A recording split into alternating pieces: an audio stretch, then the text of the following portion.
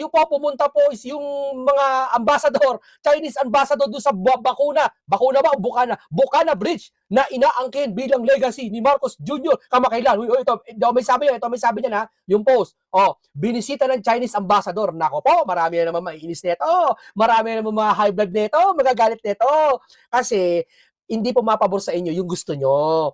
Pero pag pabor sa gusto nyo, okay lang. Halimbawa, dumalaw si ambassador kay BBM, okay lang sa inyo. Kinamayan si Xi Jinping, okay lang sa inyo. Pero pag eto na, sasabihin nyo, maki-China, China pro-China. Hindi yon. Hindi kasi kayo marunong makipagrelasyon sa kapwa bansa. Di ba? Ngayon mga kaibigan, ito po, alam naman natin si Senator Rodante Marcoleta, pinapunta ng ambassador doon, nakipag-usap about doon sa energy na ganyan, di ba?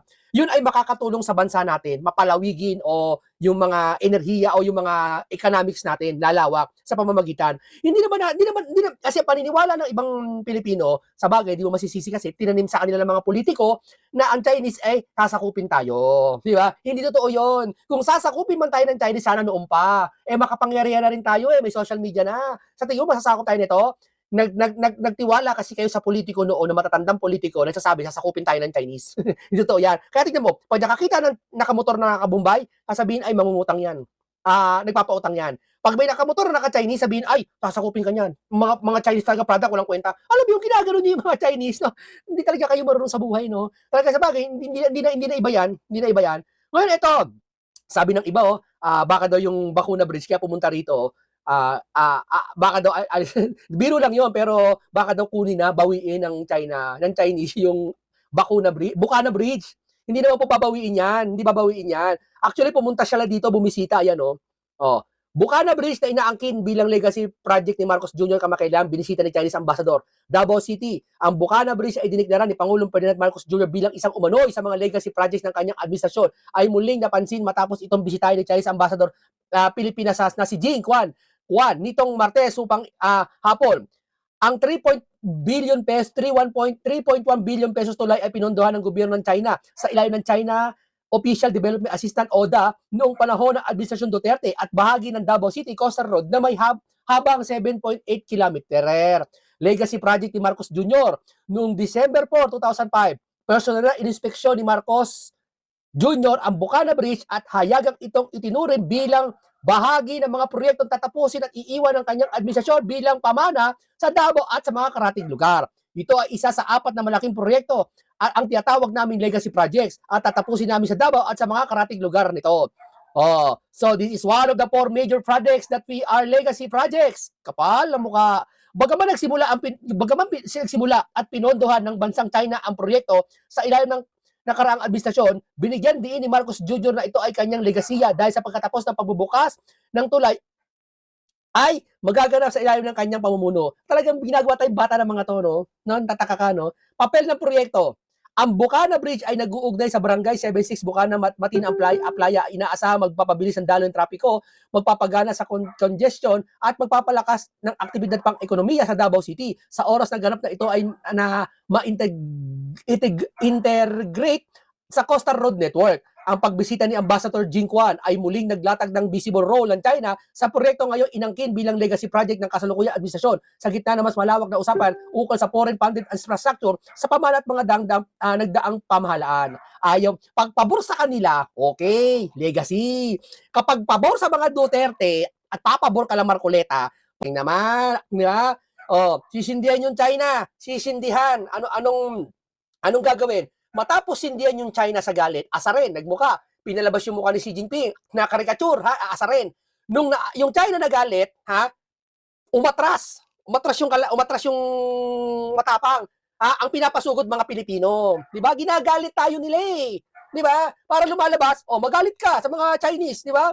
Parang lumalabas tuloy yung imbis na magalit kami sa dapat kagalitan itong flood control na issue na to na isinusulong ni Libiste at ng iba pang mga individual na tao, yung galit papunta sa China lahat. Di ba? Yung diversionary tactics. Di ba? Yan ang akin nakikita. Di ba? Bakit? Sabi ko nga sa inyo, noong pa tayo pa pala inaapi ng China, binubuli tayo ng China, noong pa pala. Bakit ngayon lang kayo nagsasalita kung kailan dinamay mga pangalan nyo? Sagot nga. Ibig nyo palang sabihin, hindi kami binubuli ng China noon pa lang? Yung sa Coast Guard, sa WPS, hindi tayo binubuli? Eh, ba't nung nagsalita na yung China, dinamay yung mga senador, iba dyan sa inyo, pati si Bendalo, saka kayo nagsalita, ayaw namin ginagaito Pilipino, mahal namin Pilipino. Eh, kung mahal nyo Pilipino, naon nyo pa pinaglaban kami. Tama, mali. Di ba? Hindi din ng mga to. Di ba? Oh, diversionary tactics yan, mamen. Di ba? Yan ang sinasabi ko sa inyo, mga kababayan. Na huwag tayong papabulag. Huwag tayong, yung pag may biglang balita, naniniwala na tayo na kaagad, yun na kaagad. Hindi. May diversionary tactics silang ginagawa. Magandang O, hapon, panoorin po natin Pilipinas. to si Cathy Binag, ha? Ito, isa sa mga pinakamagaling na banateros. Ata to. O, panoorin natin. Magandang hapon, Pilipinas. Mananawagan lang sana ako dun sa mga senators at saka sa mga government official or malakas yung loob na makipag-away sa China at gusto nating ipaglaban ang ating karapatan. Walang problema yon, pero maghahanda-handa ho tayo and make sure na yung mga mawawalan ng trabaho na mga galing sa Chinese territory, Taiwan, China, Shanghai, Hong Kong, na mga OFW natin ay handa rin po kayong suportahan at sustentuhan ang kanilang pamilya habang sila ay walang trabaho. So again mag-ipon-ipon na po tayo kasi baka ho tayo ay mapersona non grata ng China. At kasi grabe rin ho yung ating katapangan, walang problema doon. Pero please, mag-ready po tayo ng budget sa gobyerno na kaya nating sustentuhan ang mga mawawalan ng trabaho na kababayan nating OFW. Alam mo kasi ganito yan, tama naman to si Cathy Binag. Saludo kami sa iyo, Cathy Binag. Ha? Ang apektado dito OFW, hindi nila naisip yun. Ang iniisip nila mga Duterte naman ang mangingibabaw dito kasi. Di ba? Alam nyo yun? Pero mo, ang problema lang natin dito mga kababayan, ang problema lang natin dito yung WPS, saka yung nagbobombahan ng tubig doon. Yun ang problema natin doon. Di ba? Yun ang dapat idiplomasya ni Senator Marcoleta at ng iba pang senador. Hindi tayo nakikipag-away, nakikipagdiplomasya tayo hanggang ngayon. Hindi, gusto nila away eh. No? Totoo nga ba talaga away ang gusto nyo? O politika talaga? Kasi alam nyo, yung Pilipino galit sa China at para mangyari, magalit din yung lahat ng pumupuri sa China, sila Marcoleta kagalitan, pati mga Duterte kagalitan. Tapos ang angat yung mga pinklawan. Ha, totoo ba?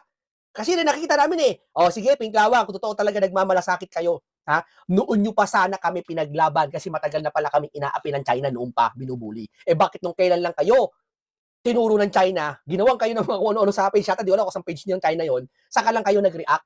So ibig sabihin, hinintay nyo pa na kayo mismo ang tinira bago kayo mag-react. Ibig sabihin, hindi nyo mahal ang taong bayan. Di ba? Kung mahal nyo, noon nyo pa ginawa yan para sa amin.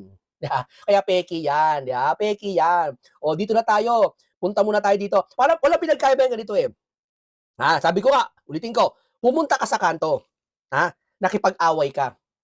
Nung sinugod ka ng China, pumunta ka sa mga Pilipino, yung mga Pilipino gusto mong pasagurin, gusto mong awayin. Tapos sabi mo, mahal ko mga Pilipino, poprotektahan ko sa China, sa pang-aapi nila, sa pang-aagaw nila sa WPS. Sabay ganun.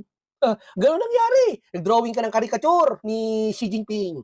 Nung sinugod ka ni China, sinugod kayo, pinangsangkalan nyo yung Pilipino.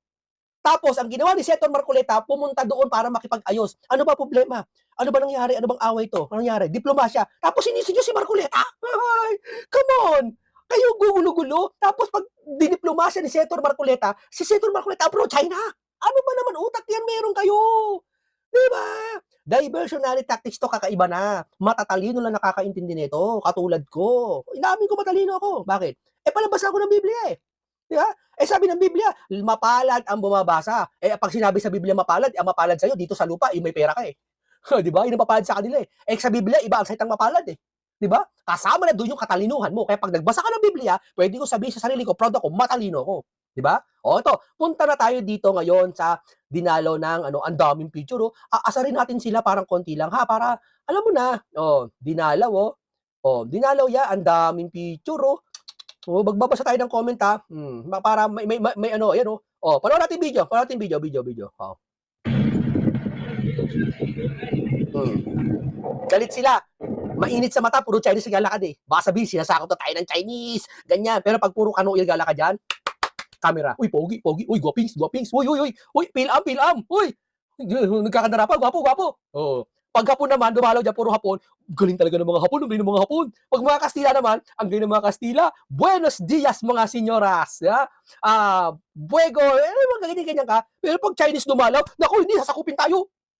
Yan kasi tinanim sa atin ng mga lumang politiko. Kung sinakop tayo, sana hanggang ngayon sinakop na tayo. 'Di ba? Hindi na uso sakupan ngayon, tandaan nyo. Ha? Oh. Tingnan nyo. Oh. Oh. Pera ng China yan, ha? Pera ng China yan. Oh. Salamat sa inyo, China. Salamat sa inyo, China. Ito ba sabi ko, message ko sa inyo. Hindi ako natutuwa sa ginagawa nyo sa WPS at doon sa pambobomba sa kapwa Pilipino ko. Pero sana magkaroon po tayo ng magandang diplomasya o pag-uusap para po yung mga Pilipino maggalangan po tayo. Oh, kasi nasimulan na po yan doon sa niligtas yung mga Pilipino, 17 Pilipino. Hindi nyo ba naalaman yun? Biruin mo parang insulto sa kanila yun, ha? Na sinadya ng Panginoon siguro na iligtas ng mga Pilipino ang Chinese. Niligtas ng mga Chinese ang mga Pilipino tapos puputok yung ganitong balita. Nagdo-drawing ng caricature, binastos yung presidente ng China, tapos biglang yung Pilipino, lumubog yata yung sasakyan, niligtas ng Chinese. Nakita mo kung gaano ka plot twist yung nangyari. 'Di ba? Mabuti ang Panginoon Diyos diyan. 'Di ba? Pinamumuka sa kanila. Na tao rin yan, mga yan. Hello, mga Kristiyano kuno. Kayo, yung iba dyan, Kristiyano kuno, huwag kayo mapapanggap na Kristiyano. Kung ang kapwa Chinese nyo, hindi nyo kayang mahalin. Oo, yung ginagawa nila, hindi natin kayang mahalin, nananakop, WPS kuno, kasakupin, galit tayo. Pero kung usapin pang tao na, nagsusulong kayo ng humanity, nagsusulong kayo ng mga ganyan, mahalin natin itong bilang Pilipino at mga Chinese, welcome natin sila.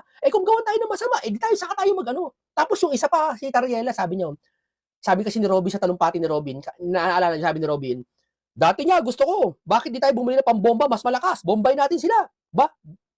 Binanata ni Tariela, sabi ba't naman namin bobombahin yan? Hinanapan ng buta si Robin. Ang sabi ni Robin doon, ba't di nating gantihan ng bomba? Walang sinabing sila ay bombahin. Yung makikipag-anoin ka lang, parang daragan din. Diba? Ang gulo ng mga to, no? Kasi sinabi pa, lahat daw ng DDS gusto bombahin yung ng tubig, yung Coast Guard ng China. Wala, ba sinabi bang lahat ng DDS? Si Robin lang nagsabi noon. Si Robin ba lahat DDS si Robin? Pag si Robin ba nagsalita, DDS lahat nagsasalita? Ha? Sa inyo sa inyo kasi pag isa sa mga mataas na DDS nagsasalita, lahat 'yung DDS nagsasalita eh. Pero pag si Claire nagsasalita ng mali, sasabihin niyo hindi kay pangulo 'yun. Kay Claire lang, si Claire lang nagsabi nun. Tama, mali? 'Di ba? Pag kayo ay hindi na papabor sa inyo, ayaw niyo na. Iiwas na kayo. 'Di ba? Tama, mali? Ito wala akong nakikitang masama. Wala akong nakikitang masama. Bigyan mo nga ako, nakikita mo masama sa China? Wala akong nakikitang masama. Bukod sa WPS na usapin na yan, at sa ano na yan, diplomasya yan, pero maliban sa mga relasyon natin, wala akong nakikitang masama. Actually, ako may lahi akong Chinese eh. Wala akong nakikitang masama dyan. Kala ko ba kay BBM to? Yan ang sinasabi ko sa iyo, naniwala ka si Kakad. Next to build by the people, Republic of China is Davao City Trump to help tamo. Kaming paniniwala niya. Ano ba? Sana to build by the people Republic of China is Davao City Trump to help abilit. Hindi iba pala yan. Dapat present si BBM dyan. Hindi pa pwede maging present si BBM dyan kasi nga, putok na yung balita na galit ang tao sa China. Hindi naman yung tao kusang nagalit sa China eh. Inuutusan nila yung mga ibang politiko na magalit ang tao sa China. Sa anong paraan? Ikaw ba naman magsasalita ka on TV? Sasabihin mo, lahat ng popuri sa China, lahat kayo, di ba? Parang binibigyan ng takot yung Pilipino na magalit kayo sa China. Ba't ako magagalit sa China? Magagalit ako dun sa WPS lang at yung mga Pilipinong binobomba dun sa Coast Guard. Mahal namin yung mga Coast Guard doon, yung mga Navy ba tawag doon? Nagbabantay karagatan. Mahal namin yun. Yun ang doon kami nagagalit sa ginagawa ng ilang China. Hindi ng China. Ilang Chinese. Kasi binubuli tayo ng China. Ibig mo sabihin, pati yung mangingisda dun sa Beijing, binubuli ka? Dinadamay mo lahat. Di ba? Anong balita ng China? Ilang mga Pilipino, binuli tayo. Pero pag tayo, China binuli tayo, nilahat mo, buong bansa, binuli ka? Kawawa naman ang China. Unfair ka naman. Di ba? Nakukuha nyo punto ko? Di ba mga kasama? Nakukuha nyo? Ito pa, iinggitin natin sila mga kaibigan na si Senator Rodante Marcoleta kasi po, mga kaibigan, mga kasama, inimbitahan po siya